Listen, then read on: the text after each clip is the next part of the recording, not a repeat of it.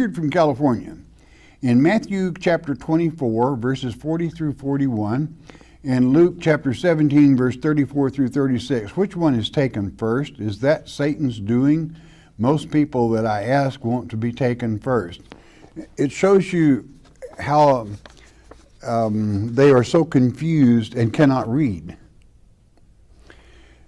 You know, if you're going to be a reader of any literature, the first thing you want to know is who is it written to?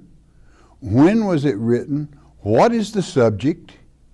Well, if you look at Matthew 24, the subject is the returning of Christ. What it's going to be like at the end and the events that consummate the end of this age. And he says, don't you make any mistake. The Antichrist shall come. And if they tell you he's out in the desert or somewhere else, don't you believe it, that it is Christ. It's the false one. Now, so if the false Christ comes first, who do you think is taken first? Especially in that same Matthew 24, it will tell you it's going to be just like it was in the days of Noah. They're going to be giving and taking in marriage with the fallen angels. So, you know, I don't know what kind of reader it would be that would want to go first, because it's Satan that's doing the taking. But it shows you the lack of people's ability to read and the deception and false teaching with the flyaway doctrine, which the word rapture is not in the Word of God. And it deceives a lot of people because it's a cop-out.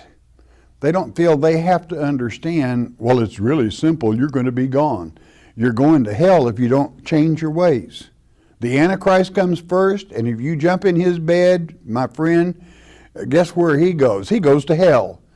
He likes company. You don't want to get in that wagon, okay? So naturally, a child, you know, using the art of reading, knows certainly they don't want to be taken by the Antichrist before the true Christ returns. This is why it says in that same chapter, woe to those that are with child when I return. He uses that pregnation in a spiritual sense. There's no sin in a mother carrying a child in her womb. But for the bride, the virgin bride spiritually that Christ wants to accept when he returns hasn't been hankying around with the false Christ and has already been impregnated with his lies and deception and is even doing his work, nursing it along. That's what it means. So God gives us every indication that you don't want to be that one taken first, because they're going to hell. Jack from